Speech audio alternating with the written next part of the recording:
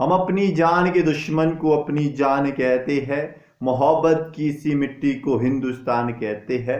हिंदुस्तान कहते हैं। जो दुनिया में सुनाई जिसे कहते हैं खामोशी, जो आंखों में दिखाए जिसे तूफान कहते हैं, उसे तूफान कहते हैं। नमस्कार, मैं निकेश ठाकुर शांगरी, निवासी तहसील कुमारसन, जिला शिमला, हिमाचल प्रदेश। सर्वप्रथम मैं धन्यवाद करना चाहूँगा अंतर्राष्ट्रीय भाषण प्रतियोगिता के संयोजक श्रीमती इंदु प्रभा जैन जी का, जिन्होंने मुझे यह मौका दिया अपने विचार रखने का। तो चलिए इसी के साथ आज का जो विषय है उसको शुरू करते हैं। इसका जो शीर्षक है, अतीत में स्वर्णिम भारत और भविष्य में स्वर्णिम भारत। हालांकि हम सब भारतीय हैं, जन्म से ही हम इस देश में रह रहे हैं। यह जन्मभूमि जिसे भारत कहा जाता है, यह जन्मभूमि इस तरह की जन्मभूमि है जहां पर माताओं ने भगवान को जन्म दिया है, राम, कृष्ण, भरत। जी हाँ, मैं नाम लेने जा रहा हूं राजा भरत जी का, जिनके नाम पर हिंदुस्तान का नाम भारत पड़ा था। आखिर किस वजह से भारत को भारत कहा जाता है?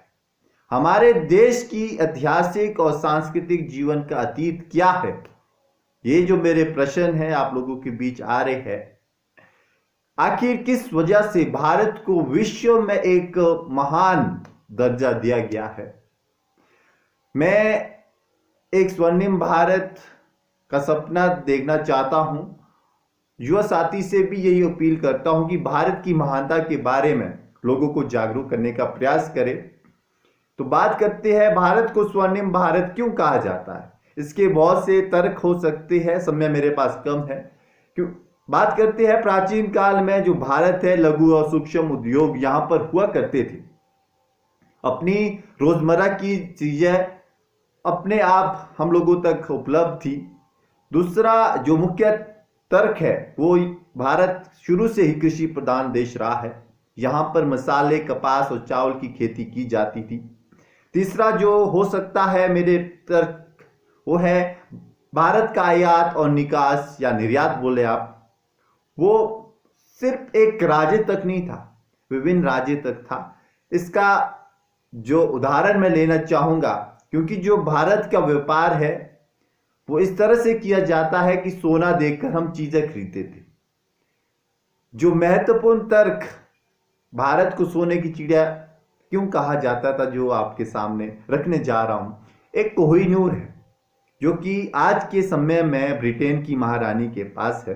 उसका वजन है 21.9 ग्राम और जो इसकी जो कीमत आंकी गई है वो $1 अरब आंकी गई है। ये भारत से चोरी किया गया था। तो अंग्रेजों ने भारत को लूटा। उससे पूर्व मोहम्मद गजनी ने भारत पर आक्रमण किया और विजय पाई।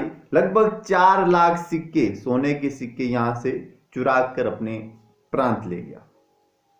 जयपाल उस समय राजा हुआ करते थे। जो युद्ध हुआ था गजनी और जयपाल के बीच, भारत के जो राजा थे जयपाल जी थे, और गजनी ने भारत पर अटैक किया था और भारत के सोना को चोर कर ले गए थे।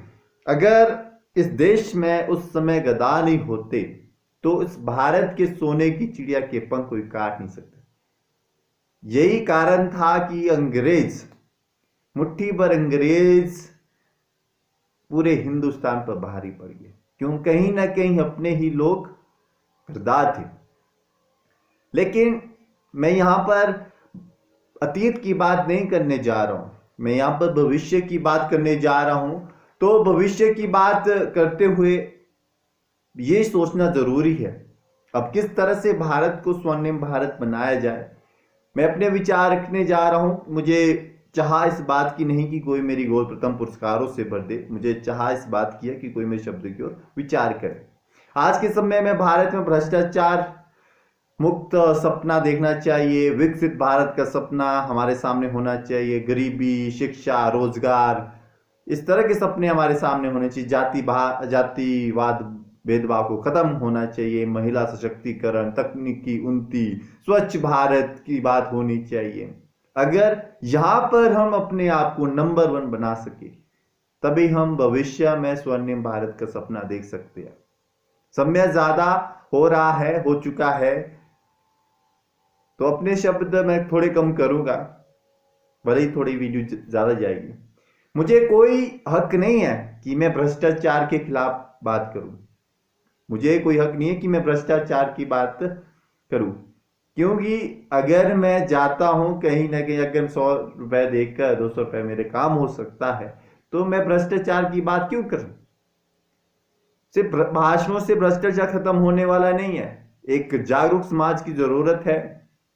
मुझे बाल मजदूरी पर बोलने की कोई जरूरत नहीं है, क्योंकि आज के समय में हम नेपाली को अपने घर में रखते हैं अपने काम करने के लिए। मुझे एजुकेशन लोन के ऊपर बोलने की जरूरत नहीं है, क्योंकि अगर मुझे कार का लोन 7-8% पर मिल रहा है, मुझे एजुकेशन लोन पर बोलने की जरूरत नहीं है। इस तरह का भारत, जो मैंने 3 बिंदु भी बोले, इस तरह की सोच हमारी आज के समय में।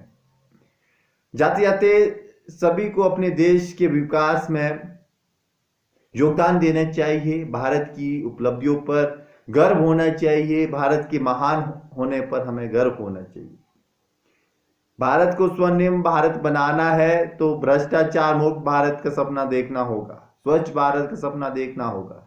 Make in India, digital India के माध्यम से सोने के पंख बनाने की कोशिश करनी होगी, ताकि फिर से भारत सोने की चिड़िया स्वर्णिम भारत का सपना देख सके। जाते जाते मैं इतना ही कहना चाहूंगा कि मेरा हिंदुस्तान महान था, महान है और महान ही रहेगा। होगा हौसला अगर सबके दिलों में बुलंद, तो आने वाले कल पाकिस्तान भी जय हिंद कहेगा। पाकिस्तान ही क्या, पूरा जहां जय हिंद कहेगा, क्योंकि सारे जहां से अच्छा हिंदुस्तान हमारा। हम बुलबुले हैं, ये गुलिस्तान हमारा। यहां पर हम बात ये करने वाले नहीं हैं कि स्वर्णिम भारत का अतीत कैसा था, स्वर्णिम भारत का भविष्य कैसा होगा, यह बात होना चाहिए। मेरा जो तर्क रहेगा, जाते जाते तर्क यही रहेगा कि अतीत में जो भी घटनाएं हुई है, इस तरह का एक एजुकेशन सिस्टम बनाया जाना चाहिए। 1857 से पहले जिसको हम छोड़ देते हैं, वो चीज हमारे एजुकेशन सिस्टम में आनी चाहिए। एक संस्कार पर आधारित एजुकेशन सिस्टम बनना चाहिए, तभी स्वर्णिम भारत का सपना साकार हो सकता है। जाते जाते बस इतना ही कहना चाहूंगा, हो गई ये पीढ़ आज पर्वत सी पिघलनी चाहिए, इस हिमालय से कोई गंगा निकलनी चाहिए। आज जो दीवार पर्दों की तरह हिलने लगी है, लेकिन शर्त यह थी कि यह बुनियाद हिलनी चाहिए। सिर्फ हगामा खड़ा करना मेरा मकसद नहीं, सारी कोशिश है कि ये सूरत बदलनी चाहिए। है दम मेरे सीने में ना सही तो तेरे सीने में ही सही, हो कहीं भी आग लेकिन वो आग जड़नी ही चाहिए, जड़नी ही चाहिए। जय हिंद, जय भारत।